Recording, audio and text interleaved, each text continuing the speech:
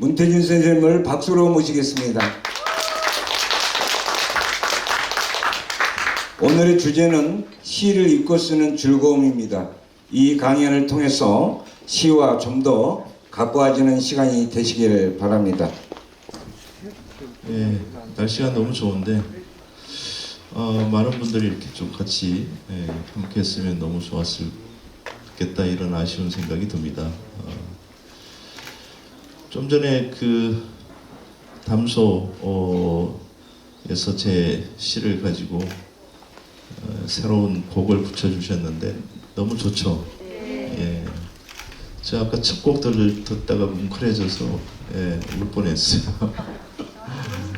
예, 너무 감사합니다. 예.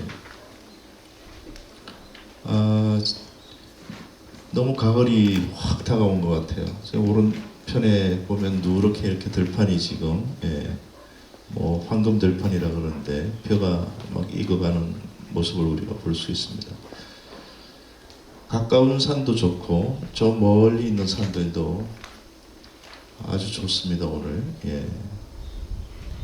실록이 산을 이렇게 막 덮을 때 4월, 5월 정도, 6월 실록이 막 새잎이 나서 산의 높이가 조금씩 이렇게 점점 더 커질 때, 산의 규모가 점점 더 커질 때, 그때 보는 산의 모습도 참 좋지만 그걸 이제 박용래 시인은 가까운 산이나 먼 산이나 산의 둘레가 참 좋다 이렇게 얘기도 하고 그랬었는데 지금 보는 이 가을에 9월 말에 보는 산의 모습도 아주 좋습니다. 오늘 보니까 아마도 올해의 마지막 잠자리가 아닐까 싶은 잠자리를 제가 앞마당에서 잠깐 보기도 했는데 이제 여름이 다 물러가는 것 같습니다. 그 잠자리가 사라지면 그 잠자리를 따라서 여름도 다 어딘가로 가는 것이 아닌가 그런 생각이 듭니다. 해남이라 하면 뭐 그 우리 시단에서도 큰 어른들이 시단의 어른들이 많이 여기에 연구를 두신 어른들이 많은 곳입니다. 뭐 잘 아시다시피 김남주 선생님이나 고정희 선생님이나 지금 뭐 황지우 선생님이나 여러 선생님들이 이 해남과의 깊은 수견이 있으신 거죠. 인연이 있으신데 이곳에 와서 이런 자리에 초청을 받게 된 것을 아주 큰 기쁨으로 그렇게 생각합니다. 와서 보니까 백일홍이 너무 예뻐요. 백일홍의 빛깔도 좋고 그리고 제가 어제 머물러 묵었던 그 백년제 뒷마당으로 이렇게 돌아가 보니까 쌀이나무 꽃이 또 지금 막바지인 것 같습니다. 그 이제 쌀이나무에 쌀이나무 꽃이 피었다가 이제 지면 그 쌀이나무를 쪄서 베서 빗자루를 만들어서 쓰죠. 그런 생각도 들고 잠깐 생각이 났습니다. 그리고 또 백년제 옆을 살짝 돌아갔더니 텃밭이 있는데 텃밭에 도라지 꽃을 이렇게 기르고 있으시더라고요. 그 도라지 꽃은 보통 이제 길경꽃이라고도 불리는 꽃입니다. 그래서 김종길 시인의 시에도 보면 길경꽃빛에 그 9월의 기류라는 표현이 나옵니다. 그래서 이 여울이라는 시에 그런 식구가 나오는데 9월이라 하면 길경꽃과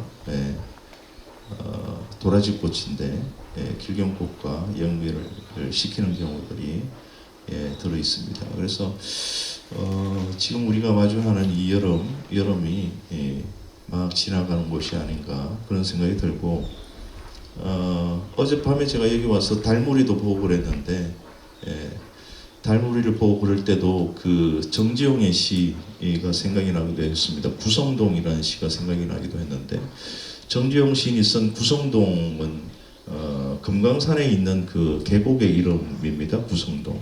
그래서 정지용은 그 시에서 보면 꽃도 귀양 사는 곳이다. 꽃도 귀양을 가서 사는 곳이다. 이런 표현도 들어있고 황혼 무렵에 누리가 쌓인다 이런 표현도 있습니다. 누리라고 하면 우박을 얘기하는데 우박이 쌓이는 곳이다.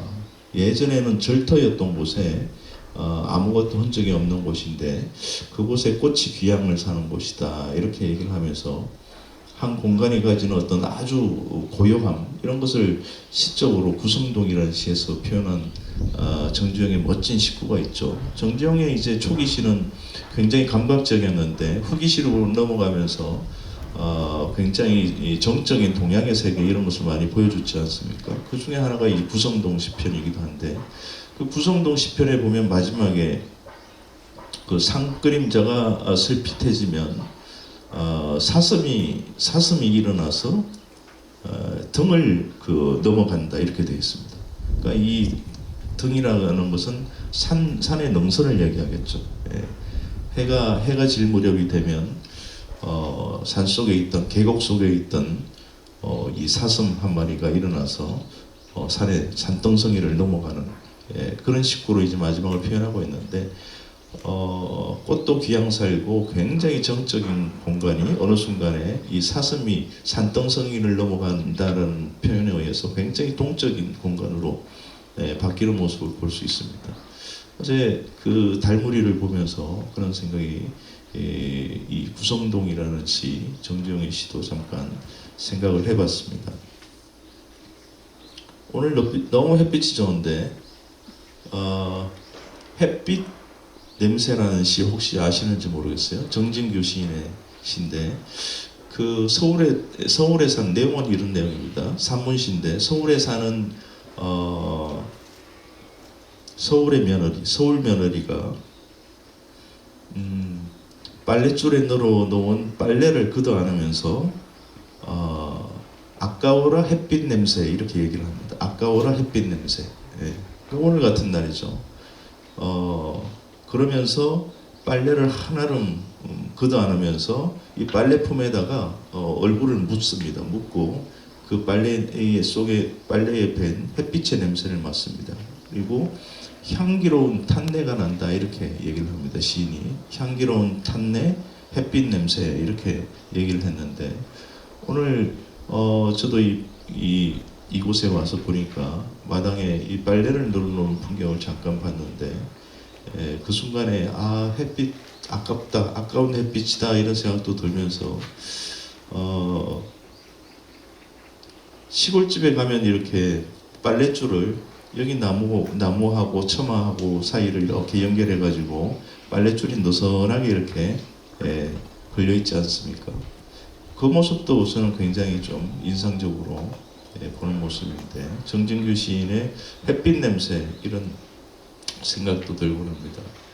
지금 이 가을이 지나가면서 가을이구나 이런 생각이 들 때 저는 이제 깨를 틀고 그 깻단을 쌓아놓지 않습니까? 그랬을 때 나는 그 깨 냄새, 가을 들깨 냄새 이런 냄새를 맡을 때 가을이 이 수확이 되고 있구나, 가을을 거둬들이고 있구나 이런 생각이 들고, 그리고 제 시골은 이제 경북 김천인데 제가 사는 그 동네에 가면 경부선이 이렇게 지나가고 그 경부선이 지나가는 철길 주변에 호두나무 숲이 있습니다.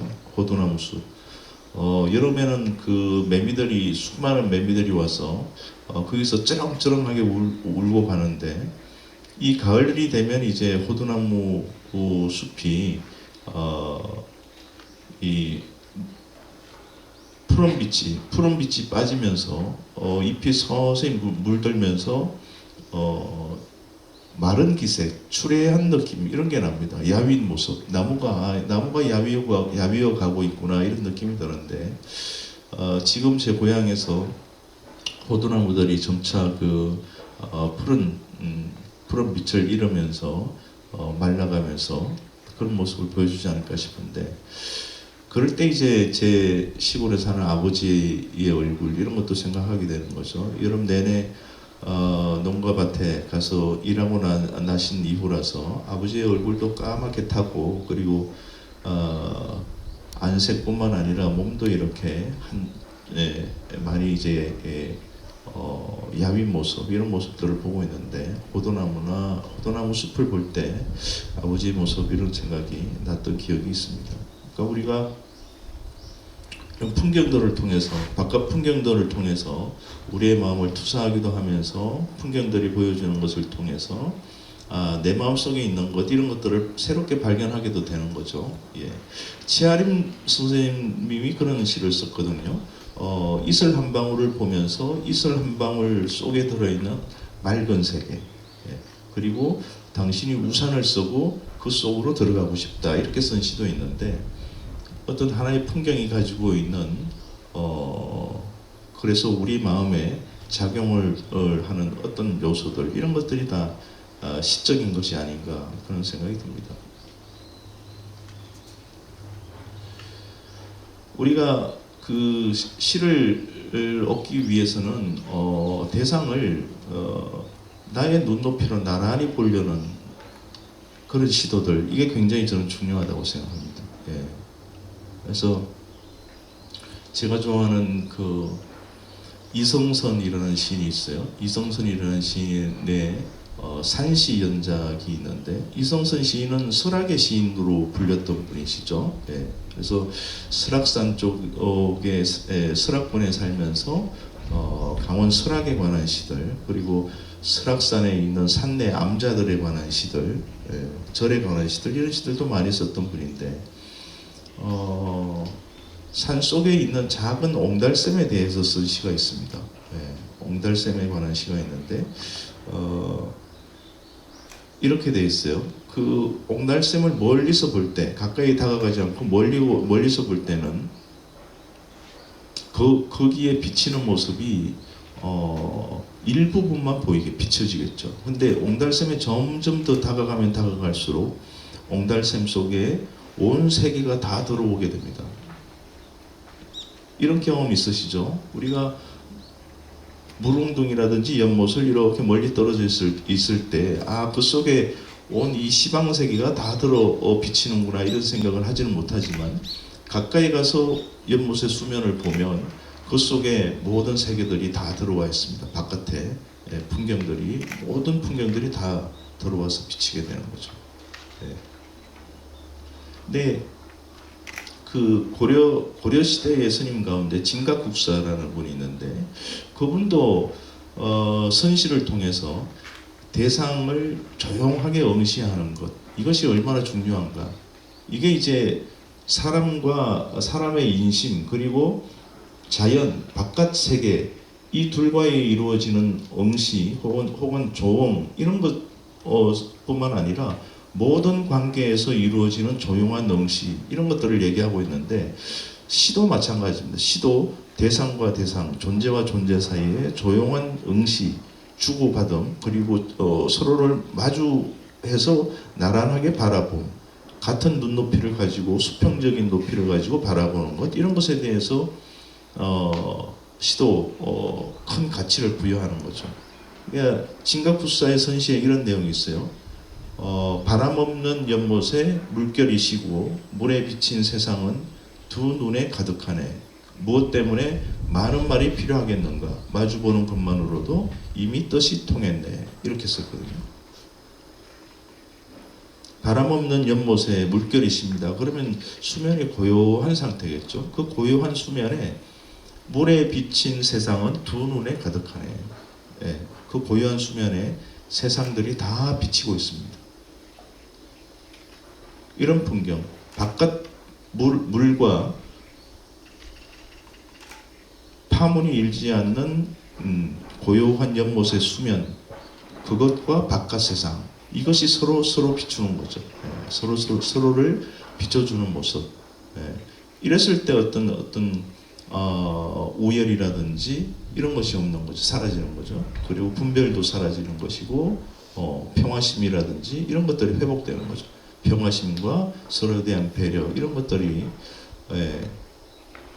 발견이 되는 건데, 시들도 다 그런 이러한 조용한 응시, 이런 것을 통해서 쓰여지는 것이 아닌가, 그런 생각이 듭니다. 자, 제가 오늘 그 자료를 좀 가지고 왔는데, 자료 중에 최근에 제가 쓴 시들을 가지고 왔습니다. 그래서 13페이지부터 몇 편의 시만 잠깐 좀 소개하면서 제 얘기를 줄이도록 하겠습니다. 감자라는 시, 그리고 하품이라는 시, 제비라는 시, 제비이, 그때의 나는이라는 시인데, 이 5편은 아직 아마도 잡지로 출간이 되지 않은 시들입니다. 그러니까 제가 가장 최근에 썼던 산문시인데, 한 잡지에서 산문시 특집을 한다고 그래서 이 산문시를 오랜만에 제가 썼습니다. 감자라는 시를 한번 보죠. 제가 이 시는 실제로는 춘천이라는 곳에, 강원도 춘천에 문학특강이 강연이 있어서 갔는데, 이 강연에 온다던 사람이 오지 않았다는 거예요. 오지 않았는데 왜 온다던 사람이 왜 못 오겠냐라고 했더니 장마가 시작되기 때문에 감자를 캐러 가기 위해서 못 왔다, 이렇게 얘기를 하는 겁니다. 그래서 좀 서운하다가 그래, 감자 캐는 일이 더 중요하지, 이런 생각이 들었단 말이죠. 그래서 쓴 시가 이 감자라는 시입니다. 온다던 사람이 오지 않았다. 사람들의 말로는 많은 비가 온 데서 서둘러 감자를 캐러 갔다고 했다. 서운했지만 이내 그이의 비탈밭과 그이가 일항에서 캐담을 감자 생각이 났다. 아가 주먹만한 알날의 감자 생각이 났다. 감자 붉어진 곳은 흙의 절이요 성당 아닌가. 그 흙과 그이의 땀과 기도 아닌가. 그이는 저만치 비탈밭에 있지만 마치 감자를 한솥 막 전에 올 듯도 했다. 그러고 보면 이 무더운 여름날도 한 겹의 껍질 그 속에 뽀얗게 분이 꽉 차오르는 하늘의 감자와 다름이 없을 것이었다. 제 시를 저도 잘 못 읽네요. 그러고 보면 이 무더운 여름날도 한 겹의 껍질 그 속에 뽀얗게 분이 꽉 차오르는 하늘의 감자와 다름이 없을 것이었다. 이런 시를 썼습니다. 강연 가다 보면 이런저런 경험을 하게 되는데, 또 한 번은 제가 경남 지역에 남해에 가서 강연을 하러 간 적이 있습니다. 아주 무더운 여름날 오후였는데 강연자도 힘들고 강연자의 얘기를 듣고 있는 청중들도, 관객들도 힘든 때였는데 순간 어느 한 분이 하품을 늘어지게 그 관객 속에서 하는 거였어요. 그랬더니 막 제 강연을 듣고 있던 분들이 그분을 보면서 막 탄식을 하는 거죠. 아니, 이렇게 강연을 하고 있는데 그렇게 늘어진 하품을 그렇게 큰 소리로 하품을 하는 거였어요. 그래서 저는 순간적으로 약간 좀 민망하기는 했지만 좋았습니다. 그 하품 소리가 굉장히 좋았어요. 그래서 제가 쓴 시가 이 하품이라는 시인데, 사람들 앞에서 시에 대해 몇 마디를 하느라고 진땀을 빼고 있었다. 오늘처럼 이렇게 진땀을 빼는 거죠. 여름날 오후였다. 듣고 있던 한 사람이 하품을 늘어지게 했다. 나른한 고요를 다 싸서 담을 큰 하품 소리였다. 입을 쩍 벌린 그 하품 소리는 한 마리 황소 같았다. 사람들이 일제히 한숨을 내쉬었지만 나는 그의 그 크고 넓은 하품 소리가 좋았다. 그 하품의 호박잎 그늘이 배부르게 좋았다. 이렇게 쓰십니다. 제가 지금 이제 제주도에 살고 있습니다. 제주도에 가서 산지가 이사를 한 지가 한 석 달 정도 됐는데, 경북 김천에서 제 시골 동네에서 잘 보지 못했던 것을 제주에 가서 보게 된 것이 있습니다. 제비입니다. 제비. 경북 김천 제 시골집에도 제비가 드물어졌는데, 이 제주도에 갔더니 제비가 그렇게 많아요.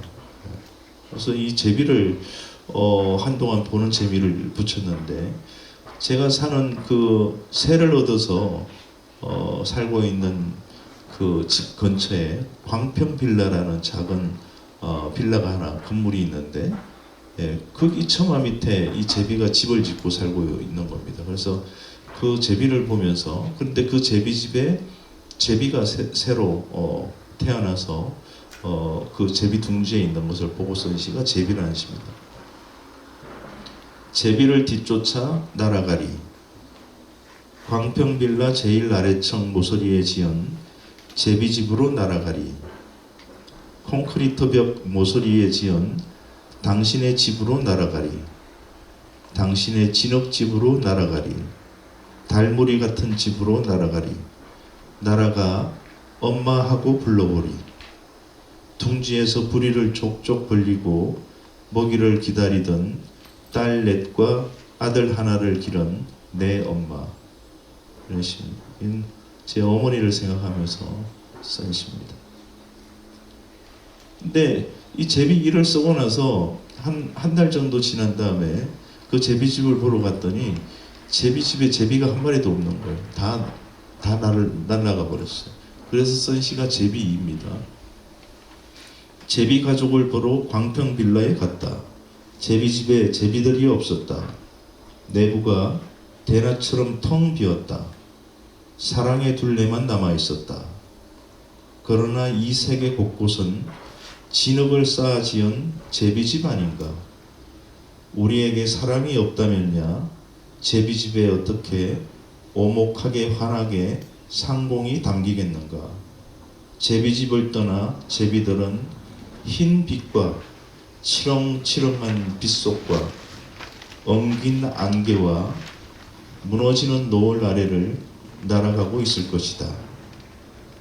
제비야, 내 언젠가 맑은 물과 꿈 위에 띄워놓은 꽃 같은 제비야.